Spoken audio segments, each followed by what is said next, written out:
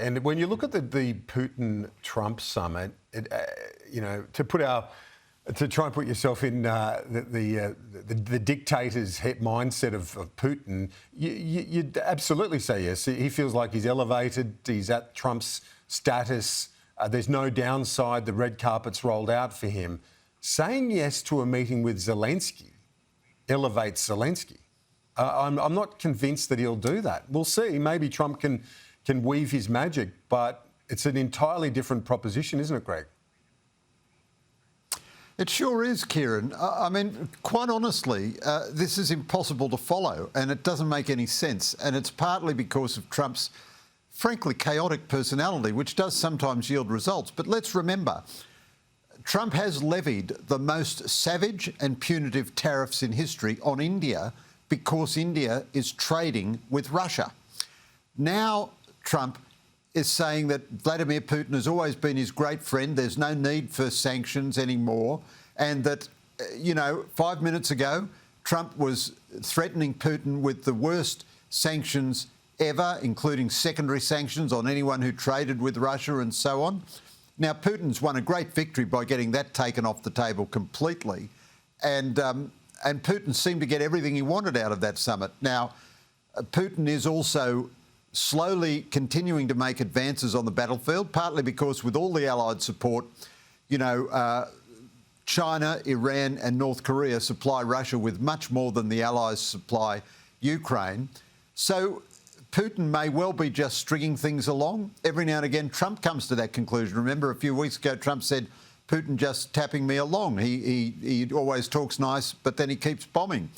Well, Trump has now accepted that they can keep fighting, as he puts it, until there's a deal, whereas what we'd hoped for before was a ceasefire in place, whereas Russia, in which Russia would get to keep its ill-gotten gains, but it wouldn't get anything more. So there's a real chance that Putin is just stringing this along. He may string it along even to have a meeting with Zelensky, because he could present that as a great act of graciousness and kindness on his part, receiving a vassal or something.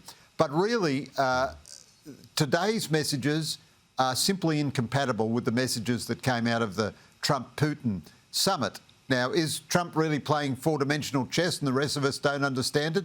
Or is this a chaotic work in progress? Maybe the presence of so many Europeans helped Trump get to a better position. On another matter now, and a person our viewers likely won't know, her name is Bethany Randall. She represents Australia in Ramallah in the West Bank on behalf of the Department of Foreign Affairs, and she's set to have her visa revoked by Israel, Greg. Yeah, so I think this is a monumental failure by the Albanese government. I mean, what a pack of amateurs they are. We now have no influence at all with Israel, zero influence. All these silly little gestures we've taken have resulted in our having zero influence with our traditional ally, Israel. I've been to Palestinian territories a number of times. The Australian diplomats accredited there do a very good job. They're very capable people. They shouldn't be the meat in this sandwich. But the Albanese government is now getting very cavalier about denying visas to Israelis. The last guy they've denied is a guy whose views I don't agree with, but he doesn't incite violence or anything as far as we know.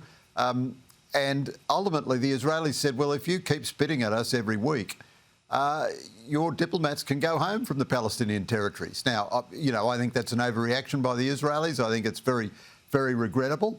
But you'd have to say, if the Albanese government, if this is the outcome of their efforts at peacemaking, so much so now that they can't even have a dialogue with Israel. And remember, we have intimate intelligence sharing relationships with Israel. Until 5 minutes ago, we described ourselves as an ally of Israel. The Albanese government has sanctioned Israeli politicians. It doesn't do that to Chinese politicians.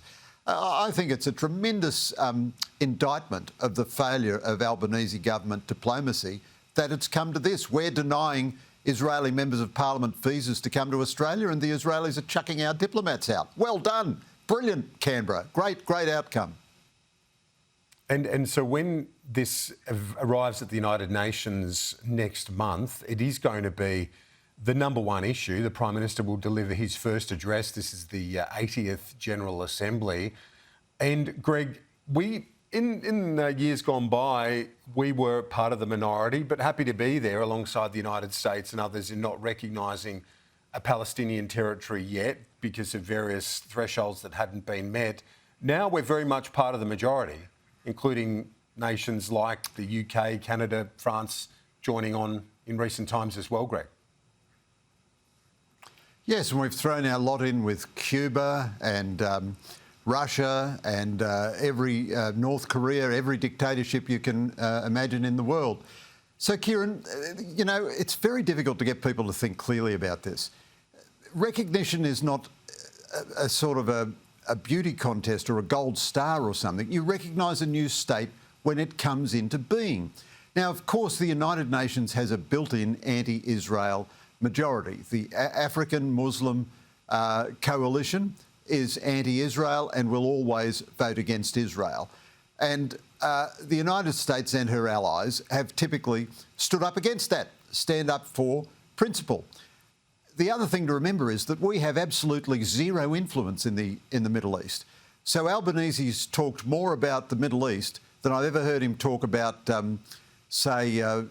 Philippines sovereignty as opposed to Chinese incursions in the South China Sea. But whereas we have some influence in the Philippines and the South China Sea, we have no influence at all in the Middle East. So this is completely performative bombast by the Albanese government, and it won't hasten the actual existence of a Palestinian state. You talk about the 140 nations that recognise a Palestinian state. Most of them have recognised such a state for decades. That hasn't resulted in a state coming into being. The state will come into being when Israel and Palestine make an agreement. And now we have got to the position where we have absolutely zero influence with Israel.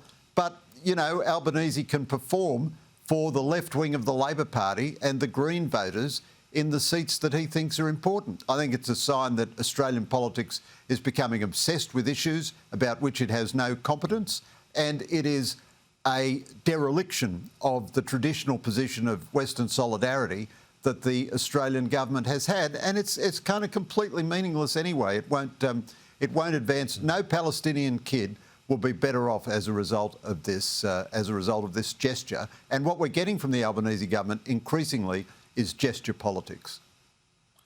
Greg Sheridan, great to chat as always. Thanks. Look forward to seeing you next week. Thanks, Kieran.